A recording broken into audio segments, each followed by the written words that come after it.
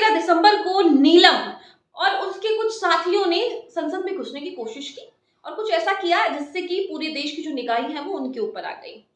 और अब जो है नीलम के जो घर वाले हैं वो नीलम के समर्थक बन गए हैं।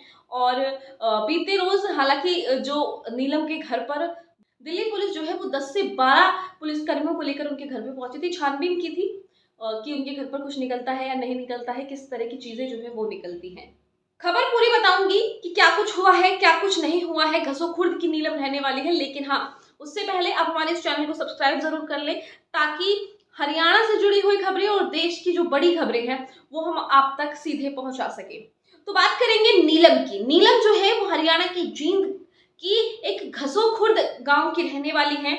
नीलम ने बहुत पढ़ाई की है, एचटेट का एग्जाम दिया है, सीटेट का एग्जाम दिया है, लेकिन उसकी जो है मनोई जो इच्छा है वो अब तक पूरी नहीं हुई है। सरकारी नौकरी जो है वो नीलम चाहती थी, बहुत समय हो गया है स्ट्रगल करते करते, और इसी स्ट्रगल के चलते जो है 42 साल की उम्र जो है वो भी नीलम की हो गई है। और अब उनके जो गांव वाले हैं, जो आसपास के गांव के लोग हैं, वो उनके समर्थक बनके जो है वो सड़कों पर उतरे हैं। जी हाँ, सबसे पहले वो तस्वीर देखिए कि जिस तरीके से नीलम के जो समर्थक है वो सड़कों पर उतरे हैं।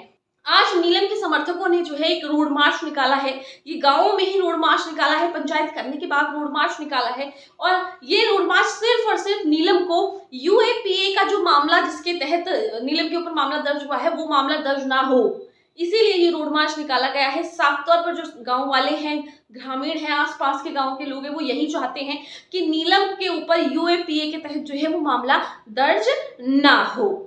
तो इसी के तहत जो है ग्रामीण आसपास के लोग जो हैं वो नीलम के समर्थक बन चुके हैं। ग्रामीणों का क्या कुछ कहना है, क्या जो वो चाहते हैं सरकार से, चलिए उनकी जुबानी सुनते हैं।